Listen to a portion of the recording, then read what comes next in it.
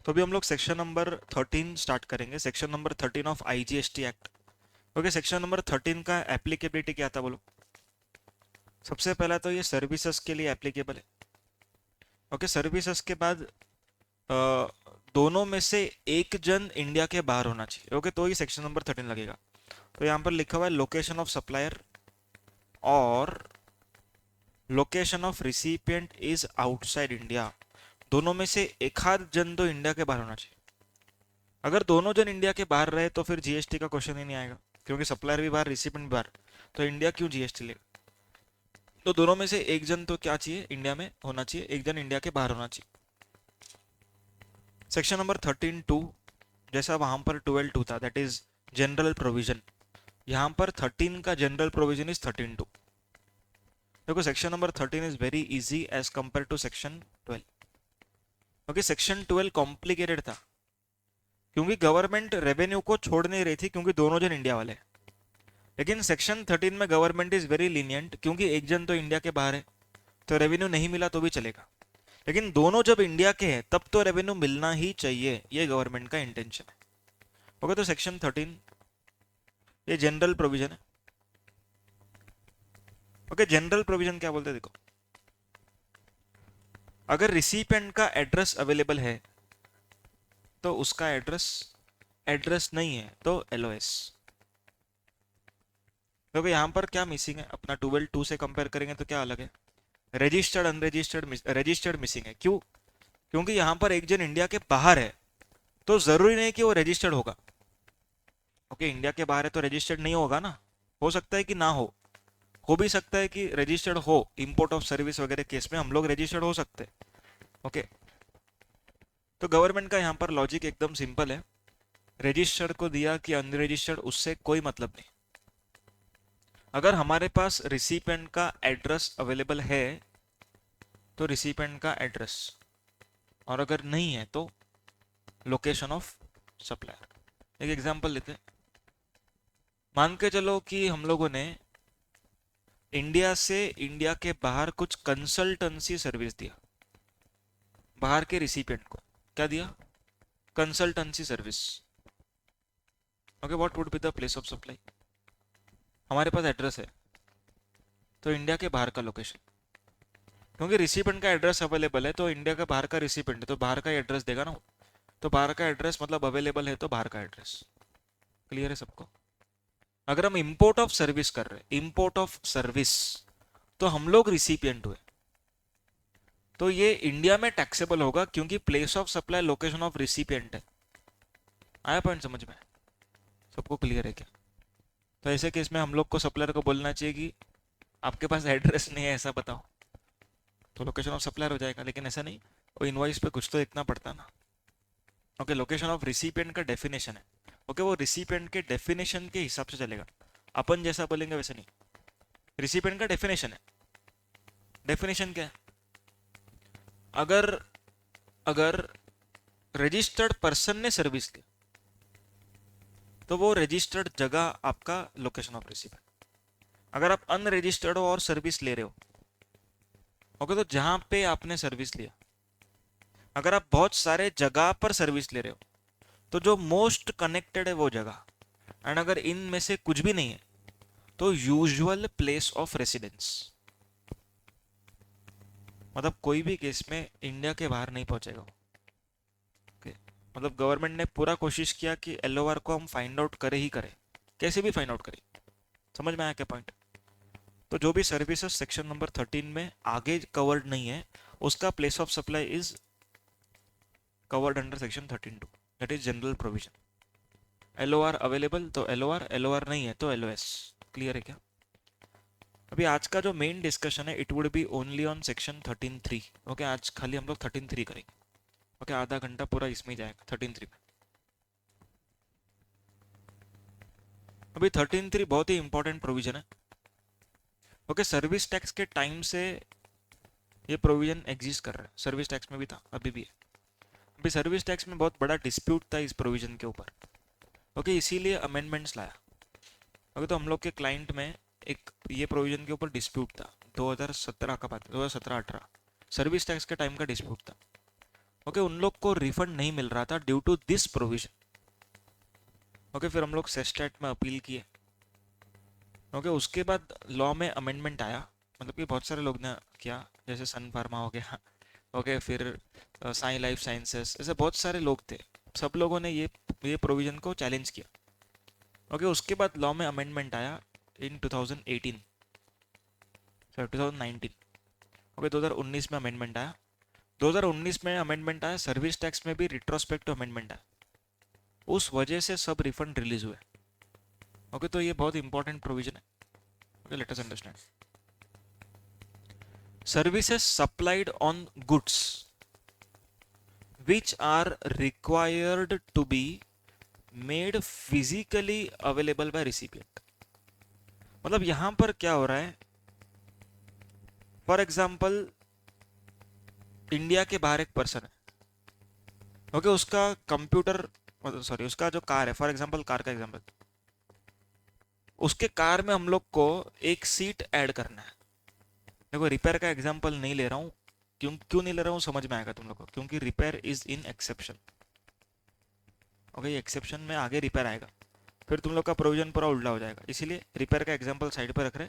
हम लोग मॉडिफिकेशन का एग्जाम्पल लेते।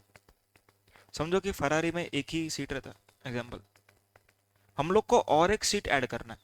ओके, हम लोग का क्लाइंट किधर का है, आउटसाइड इंडिया का क्लाइंट है। उसने क्या किया, हमको फरारी भेजा, इंडिया में फरारी भेजा, बोला कि ये लो फरारी, क्या करो, एक सीट ऐड करो। तो हम लोग अभी क्या करने वाले, सीट का एडिशन कर रहे हैं, मतलब हम लोग गुड्स नहीं बेच रहे, सर्विस दे रहे। Okay, services supplied on goods, मतलब services supplied on car which are required to be made physically available by recipient.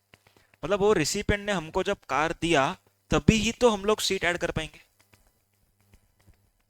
बराबर। अगर ये प्रोविजन ना होता तो what would have been the place of supply, 13(2) outside India. लेकिन ये प्रोविजन क्या बोलता है, place of supply would be place of performance. Place of performance मतलब आपने काम जिधर किया, that location is the place of supply. Okay, वो कार के ऊपर काम किधर किया, काम किधर किया, इंडिया में किया, तो India will be the place of supply. आ रहा है पॉइंट समझ में। अगर ये सेक्शन ना होता तो place of supply would B से आउटसाइड इंडिया, यूएस का पर्सन है तो यूएस हो जाता, लेकिन यहां पर इस सेक्शन के वजह से place of supply would be place of performance. Clear है, समझ में आ रहा है पॉइंट। आगे क्या लिखा देखो, to the supplier of service और to person acting on behalf of supplier in order to provide service. मतलब कि फिजिकली अवेलेबल कर रहा है रिसिपिएंट टू सप्लायर, और सप्लायर के बिहाफ पर जो काम कर रहा है उसको। पॉइंट समझा, क्लियर है, कौन सा ट्रांजेक्शन कवर्ड है। अभी हम लोग का जो ट्रांजेक्शन था, हम लोग के क्लाइंट में जो ट्रांजेक्शन था, वो मैं बता रहा हूँ क्या था। उस यूएस का रिसिपिएंट था। Okay, parent entity US, subsidiary entity India. अभी पेरेंट एंटिटी क्या करता था, रॉ मटेरियल बेचता था, मेडिसिन का industry, pharmaceutical raw material, powder था, दवाई का पाउडर। ओके, वो मैन्युफैक्चर करके बेचते थे। ओके, क्यों भेज रहे हैं ये लोग, ये लोग चेक करने को, टेस्टिंग करने को भेज रहे, क्या क्या करने भेज रहे, टेस्टिंग। टेस्ट क्या करने के लिए, सुनो, जेनरिक डेवलपमेंट करके रहता है, generic drug development. Generic development मतलब कि सेम टू सेम नहीं बनाना है, उसको थोड़ा सा मॉडिफाई करके। अभी समझो क्रोसिन है। ओके, क्रोसिन समझो कि फर्स्ट टाइम इनोवेशन किया, Crocin first time patented product. मतलब अगर आपका सर दुख रहा है तो क्रोसिन लेते हैं, तो क्रोसिन ने ये फॉर्मूला बनाया है। अभी बाकी लोग क्या करते हैं, समझो अनासिन, नेप्रोसिन। अभी ये लोग क्या करेंगे, क्रोसिन का जो फॉर्मूला है उसको थोड़ा सा मॉडिफाई करेंगे। कोई क्रोसिन खाया तो सर ठीक हो रहा है लेकिन नींद नहीं आ रहा है, तो अभी हम लोग क्या करेंगे, ऐसा दवाई बनाएंगे जिसको खाने से सर भी ठीक हो और नींद भी आए। उसको बोलते हैं जेनरिक डेवलपमेंट, मतलब कि उसका बेस लेके हम लोग कुछ एक प्रोडक्ट नया बना रहे हैं। ओके, उसको जेनरिक डेवलपमेंट। तो यूएस से हम लोग को पाउडर आया, पाउडर, वो पाउडर को हम लोग को क्या करना है, इंडिया में टेस्ट करना है। टेस्ट करना है, टेस्ट कैसे करते हैं वो लोग, स्टेबिलिटी स्टडी। मतलब ये पाउडर जो है उससे जो मेडिसिन अगर बनाया तो क्या सच में कोई पर्सन ठीक होगा, नींद आएगा उसको, सर ठीक होएगा? ये टेस्टिंग होएगा। ओके, पहले चूहों पे टेस्टिंग होता है, उसको बोलते हैं बायो इक्विवेलेंस स्टडी। चूहों पे, माउस माउस माइस जो भी, ओके, उसके ऊपर टेस्ट होता है। ओके, चूहों पे टेस्ट होएगा। अगर चूहों का टेस्ट सक्सेसफुल हुआ, उसके बाद एक 200 लोग का एक टीम बनाते, वो 200 लोगों को ये दवाई देते। ओके, उसके बाद वो दवाई से अगर वो 200 लोग में से समझो 60-70% लोग को ठीक लग रहा है, नींद भी आ रहा है, तो फिर उसको हम लोग आगे और यूएस एफडीए अप्रूवल में डालते हैं। ओके, मतलब बहुत सारा स्टडी रहता है, ऐसा एक नहीं, बहुत सारा। तो यहाँ पर डिपार्टमेंट ने ये आर्ग्यू किया कि इंडिया के बाहर से गुड्स आ रहा है, पाउडर, उसके ऊपर आप क्या कर रहे हो? टेस्टिंग। तो you are providing services on goods, तो आपका प्लेस ऑफ सप्लाई क्या होगा? परफॉर्मेंस इंडिया होगा। हम लोगों ने ये आर्ग्यू किया कि place of supply should be location of recipient, ताकि एक्सपोर्ट ट्रीट हो। देखो, एक्सपोर्ट के लिए प्लेस ऑफ सप्लाई क्या चाहिए? इंडिया के बाहर चाहिए। अगर इंडिया प्लेस ऑफ सप्लाई होता तो हमको एक भी रिफंड नहीं मिलता। अभी हम लोगों ने ये प्रूव किया कि ये जो सर्विस है, ये ऐसा नहीं है कि इस गुड्स के ऊपर काम किया और गुड्स भेजने वाले हैं। ओके, पाउडर आया, पाउडर, पाउडर पे क्या किया हम लोगों ने? टेस्टिंग किया। टेस्टिंग करके क्या किया? देखो, टेस्टिंग करने के बाद रॉ मटेरियल जो आया था ना, उसको फेंक दिया, क्योंकि टेस्टिंग हो गया ना। अभी क्या काम है उसका? अभी गया क्या यूएस? फिर रिपोर्ट। ओके, टेस्टिंग का जो आउटकम है वो गया। So this service is not covered under this provision. Okay, ऐसा हम लोगों ने फाइट किया। ओके, सर्विस टैक्स के पीरियड में तो हमको कोई जस्टिस नहीं मिला, बट जीएसटी में जब हम लोग आए 2019 में, ये अमेंडमेंट आया, इस वजह से सर्विस टैक्स के सब रिफंड क्लियर हुए। ओके, 7 करोड़ का रिफंड अटका हुआ था। ओके, तो सोचो सन फार्मा का कितना रिफंड अटका हुआ। तो इतना सारा रिफंड अटका हुआ था, वो पूरा रिफंड मिल गया विथ इंटरेस्ट।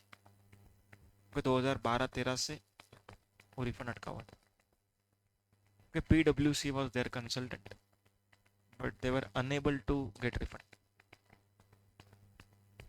2016, 2016, 17, 18, मतलब कि मेरा सेपरेट क्लाइंट बेस भी था, एंड जो ऑफिस का था वो भी था पर्सन। ओके, तो ये वाला केस हम लोगों ने निकाला। ओके, 7 करोड़ का रिफंड आया।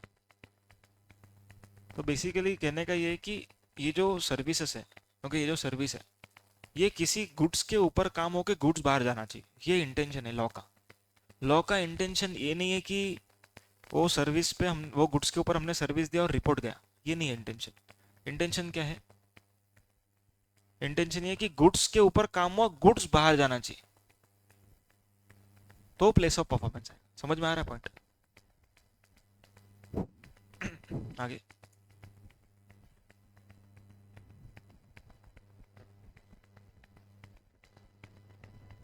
पीडब्ल्यूसी का चार्जेस तो मतलब ऐसा हैवी, और हम लोगों ने चार्जेस क्या कोट किया? रिफंड मिलेगा तो ही पैसा लेंगे, रिफंड नहीं मिला 1 रुपया भी चार्ज नहीं करें। और रिफंड हम लोग को 3 साल बाद मिला, 2-3 साल बाद। मतलब वो काम पहले हमने पीडब्ल्यूसी से उठाया हमारे पास, क्योंकि हमने बोला कि पीडब्ल्यूसी तो बिग फोर है, वो भी ट्राई कर रहे हैं, नहीं हो रहा है, हमको काम दो, हम निकाल के लेंगे। तो पूरा सेस्टेट का अपील बनाया। ओके, पूरा बिजनेस अंडरस्टैंडिंग वगैरह करके पूरा 25 पेज का एक अपील ड्राफ्ट किया मैंने। तो डायरेक्टर के साथ बैठा, डायरेक्टर ने पूरा मेरे को ब्रीफ किया बिजनेस के बारे में कि ये बिजनेस है हम लोग का। तो डायरेक्टर के साथ मीटिंग था, मेन डायरेक्टर, तो मेरे को तो टेंशन आ गया कि ये पूरा साइंटिफिक लैंग्वेज में पूरा समझाएंगे, मेरे को समझेगा ही नहीं। तो मैंने क्या किया, रिकॉर्डिंग चालू कर दी, वॉइस रिकॉर्डिंग। पूरा बता रहे मेरे को, रिकॉर्डिंग कर रहा हूँ, और फिर मेरा घर जाके आराम से बनाऊंगा इसको। और बीच में किसी का कॉल आया, मैं कॉल को साइलेंट पे ऐसा कर दिया और रिकॉर्डिंग बंद हो गया। मैं हाँ हाँ बोल के सब सुन के आ गया, बाहर देखा रिकॉर्डिंग ही नहीं। फिर घर जाके फिर रिकलेक्ट किया एक एक पॉइंट, फिर बनाया। तो बहुत अच्छा था वो सिचुएशन।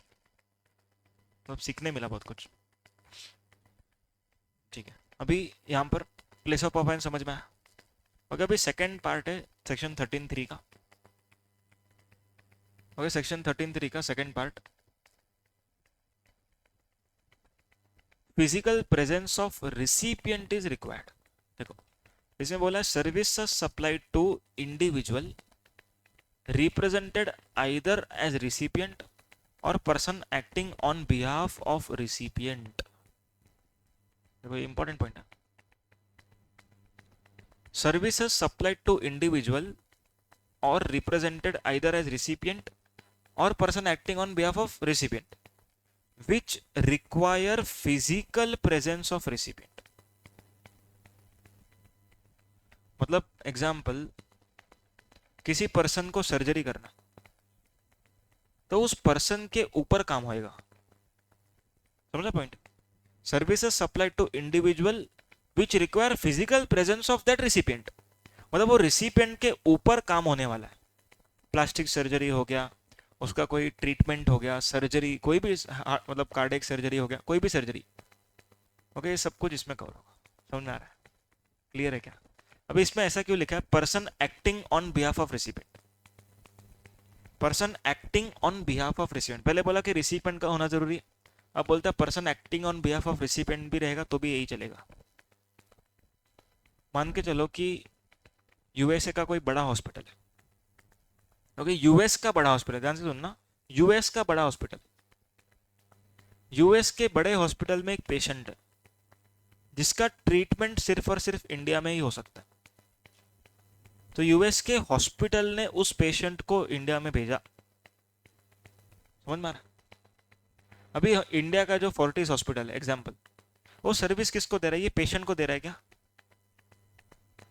ओके, यूएस के हॉस्पिटल को दे रहा है, पर उस हॉस्पिटल के बिहाफ पर ये पर्सन खुद को रिसिपिएंट बता रहा है कि मेरे को सर्विस दो, तो भी प्लेस ऑफ परफॉर्मेंस। मतलब अगर कोई पेशेंट खुद होके आता है तो भी प्लेस ऑफ परफॉर्मेंस, अगर किसी के थ्रू आता है तो भी place of performance. Getting the point? क्या हो रहा है? क्योंकि उसका सर्जरी इंडिया में हो रहा है। ओके, सर्जरी अगर इंडिया में हो रहा है तो place of performance should be the place of. Getting? अभी कुछ कुछ लोग पियर्सिंग करवाते हैं। Okay, services perform on person. Okay, tattoo बनाते हैं, तो इंडिया के बाहर से कोई आया टैटू बनाया, तो फिजिकल प्रेजेंस लगेगा तो ही टैटू बनेगा। तो उन सब केसेस इसमें कवर होगा। आ रहा है कुछ समझ में? ओके, अभी इसके कुछ एक्सेप्शंस भी है, कुछ एक्सेप्शंस। सबसे पहला exception, electronic means. Okay, electronic means मतलब कि अगर समझो यूएस का machine, okay, for example US से हम लोगों ने मशीन इंपोर्ट किया। ओके, यूएस से मशीन इंपोर्ट किया। अभी ये मशीन जो है खराब हुआ, इंडिया में खराब हुआ। ओके, इंडिया में खराब हुआ। अभी इंडिया के बाहर का जो पर्सन है, ओके, उसने क्या किया, ये मशीन को ठीक किया, पर इंडिया में आके ठीक नहीं किया, वहां पे ही बैठ बैठ के ठीक कर। ओके, उन लोग को हम लोगों ने एक्सेस दिया मशीन का, जैसे हम लोग कंप्यूटर में एनी डेस्क का एक्सेस देते, तो वैसा हम लोगों ने मशीन का कुछ एक्सेस दिया इलेक्ट्रॉनिकली। अभी उसने कहां से ये मशीन को ठीक किया? यूएस में बैठ के इंडिया के मशीन को ठीक किया। ध्यान से सुनना एग्जांपल, हम लोगों ने यूएस से मशीन इंपोर्ट किया था, मशीन इंडिया में था। Okay, machine was in India. अभी वो मशीन खराब हुआ इंडिया में, उसने कहां से ये मशीन को रिपेयर किया? इंडिया के बाहर से इलेक्ट्रॉनिकली रिपेयर किया। उसने हमको बोला कि ये बटन चालू करो, ये बटन बंद करो, ओके, ये पाना टाइट करो वगैरह जो भी है। ओके, उसने जो भी अपने को बोला हमने किया और मशीन ठीक भी हो गया, और उसने हमसे इस चीज के लिए चार्ज किया। ओके, समझ में आया पॉइंट? नाउ क्वेश्चन इज, उसने परफॉर्मेंस तो उधर से ही किया, यूएस से ठीक किया ना मशीन, परफॉर्मेंस किधर हुआ? बाहर। बट यहां पर place of performance is not place of supply. Okay, location of goods, मतलब हमारा गुड्स इंडिया में था इसीलिए place of supply would B India. आया पॉइंट समझ में? Place of supply would B India. क्यों इंडिया? क्योंकि गुड्स इंडिया में था, तो इसको भी हम लोग इंपोर्ट ऑफ सर्विस मानेंगे and GST charge. Import of service क्यों? सप्लायर बाहर का, place of supply India. India कैसे आया? Location of goods. समझा? एग्जांपल समझ में आ रहा? ओके। उसके बाद ये वाला केस है एक्सेप्शन में दूसरा। Exception is imported temporarily for repairs और फॉर एनी अदर ट्रीटमेंट और प्रोसेस। मतलब हम लोगों ने इंडिया में टेम्पररी पीरियड के लिए इंपोर्ट किया। अभी टेम्पररी का कोई डेफिनेशन नहीं। Okay, temporary can be anything. Okay, case to case basis पे टेम्पररी वर्ड को हम लोग समझेंगे। अभी समझो कि बहुत बड़ा क्रेन आया है इंडिया में रिपेयरिंग के लिए, तो क्रेन का रिपेयरिंग करने के लिए समझो 5 महीना लगने वाला है नॉर्मली, तो ये 5 महीना टेम्पररी हो गया। ओके, समझो कि एक छोटा सा मशीन आया, तो उसके लिए टेम्पररी मतलब 1 महीना भी टेम्पररी हो सकता है। तो टेम्पररी का कोई डेफिनेशन नहीं है। तो इंपोर्टेड टेम्पररली इनटू इंडिया, क्यों इंपोर्ट किया? फॉर रिपेयर पर्पस और फॉर एनी अदर ट्रीटमेंट और process and exported without use in India. India में वापरे बिना आपने क्या कर दिया? ओके, एग्जाम्पल मान के चलो कि आप लोगों ने कुछ रॉ मटेरियल मंगवाया, कुछ एक मशीन मंगवाया। वो मशीन को आपने इंडिया में रिपेयर किया और आपने सोचा कि ये मशीन तो बहुत अच्छा लग रहा है, इसमें से कुछ प्रोडक्शन करते हैं हम लोग, और फिर ये मशीन भेज देंगे। पॉइंट देखो, समझ में आ रहा है क्या? मशीन आया था आपके पास, किस चीज के लिए आया था? मशीन रिपेयरिंग के लिए आया था।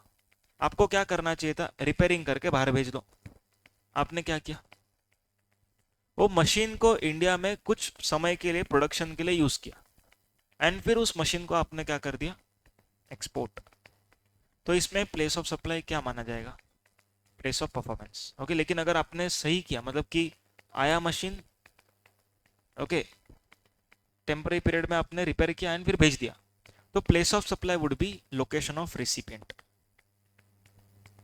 तो अगर आप लोग इंडिया में यूज नहीं करते तो आपको एक्सपोर्ट्स का बेनिफिट दिया जाएगा। एक्सपोर्ट का बेनिफिट देने के लिए location of recipient should be the place of supply.